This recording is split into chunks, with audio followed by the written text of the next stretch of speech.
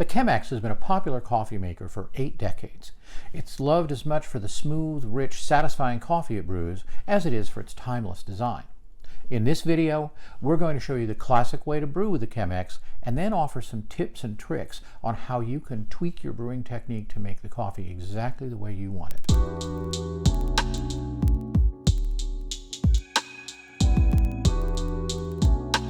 Hello and welcome. This is Scott Fisher with HomeGrounds, where our mission is to help you brew better quality coffee right at home. Today we're going to give you the technique for brewing in the Chemex. For this, you're going to need a few pieces of equipment. First and foremost, of course, the Chemex.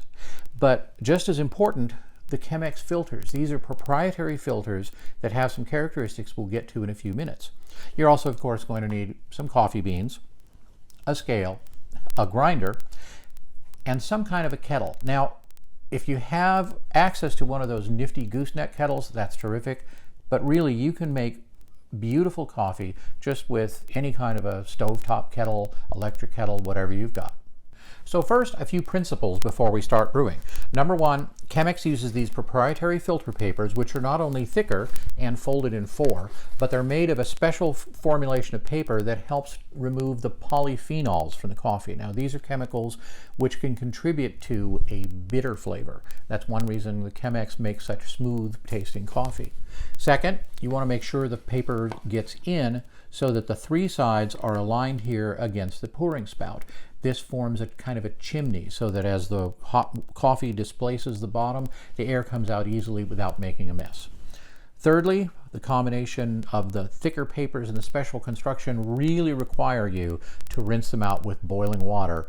Otherwise you get, it's described as a papery taste, but it makes me think more of like old wet cardboard. You need to do that. And then finally, the thicker papers, the shape, and the grind contribute to a very slow drawdown, which is one of the reasons that you get this beautiful extraction. However, if you're concerned about timing, the Chemex takes a little bit longer than a lot of other pour-overs, partially because of the volume, but basically if you're used to pouring it over in a Hario, it takes about 2.5 minutes. A Chemex is going to take you more like 4.5, so plan accordingly. So here's the classic technique for brewing coffee in a Chemex as recommended by Chemex themselves. First, start by measuring your coffee beans. I find that 55 grams per liter, the Specialty Coffee Association of America's golden ratio, is a great place to brew in the Chemex.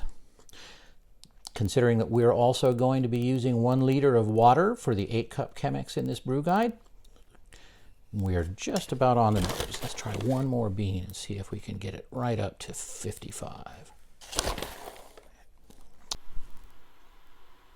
Next step, grind your beans. The Chemex instructions call for a medium coarse grind.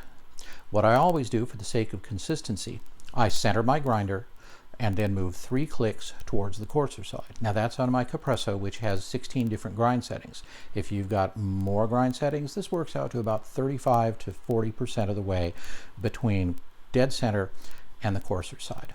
As soon as your water boils, you want to run just enough through to rinse out your filter paper. Once you've rinsed the paper and emptied the water, it's time to add your coffee to the Chemex. Give it a little shake to make sure that the coffee bed is flat. And now it's time for the bloom pour. The idea with the bloom is you want to use approximately 2 to 3 times the weight of the coffee in water. And you want to get it evenly distributed. 182 grams, opposite about 55 grams of coffee. Life is good. Now we wait 30 seconds and then we start again. Once you've gone 30 to 45 seconds with the bloom, it's time for your first pour. Here's the technique. You start in the center and move your way out in a spiral until you can see that you're pretty much to the top of the filter cone. Now for the next pour, it's a little bit more subtle. You want to make sure that you are pouring around the outside so that you're washing all of those beautifully soaked coffee grounds down into the bottom of the cup. You also get this wonderfully beautiful crema-esque foam on top of it. So now it's time for the final pour. We're going to do the same thing, pouring a little bit around the outside edges, and in a minute I'll show you the cute little rule of thumb. As it turns out, we want to make sure, and you're watching the weight down there, we want to get to just about 1,050 grams. And why is that? Because we have 55 grams of coffee and 1,000 grams of water. See that beautiful flat bed of coffee with almost no grinds around the filter? This is what you want to aim for in a Chemex pour. It means that every last grind of coffee has gone into the bed and therefore has been available for extraction.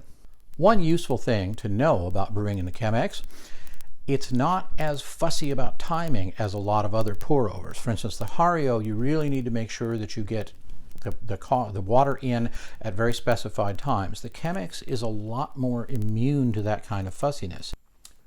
Let's recap the classic Chemex brewing technique. Measure your coffee, grind it medium coarse, rinse the filter, add the grinds and shake to level. Bloom for 30 to 45 seconds. First pour, spiral from in to out. Later pours, spiral from out to in. Look for the flat bed of coffee, pour and enjoy. Here are two quick tips that can really help you when you're brewing. How do you know the bloom is done? The coffee bed rises up a little bit. When it stops rising, this means that you've gotten rid of all the CO2, which is half the reason you do the bloom, and you've also done a full pre-infusion of the beans, which is the other reason. At the other end of the process, how do you know when to put the last of the water in if, for instance, you forget to tare your scale? The Chemex has this little gauge in the front of it. It looks like a belly button. Once you see the coffee rising all the way to the top of that belly button, give yourself one final pour all the way up to the top of the filter cup. Set down the kettle and step away from the coffee pot because you're done. If you've mastered this classic technique, you're on your way to brewing consistently delicious and rich coffee in your Chemex. But you can change how the coffee tastes if you decide you want to nudge it in one direction or the other.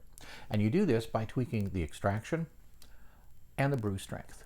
Extraction is how you control the flavor of the coffee that you brew.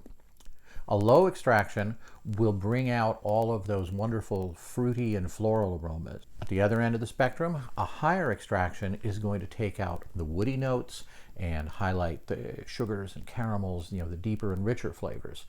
You control your extraction by changing the grind size.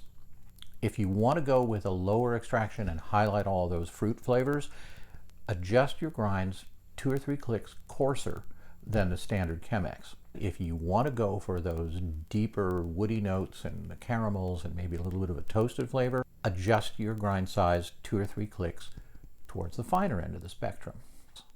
We've all had the experience of tasting coffee that's pretty good, but it's really kind of weak. Your coffee to water ratio is how you control that.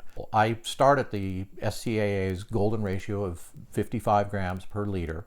But that's really only a starting point. If you go to all of your favorite cafes and ask the baristas there, you may find that they use anything from a 1 to 15 ratio up to a 1 to 20 ratio. Compare this to the 1 to 18 ratio, which is what the SCAA golden ratio is.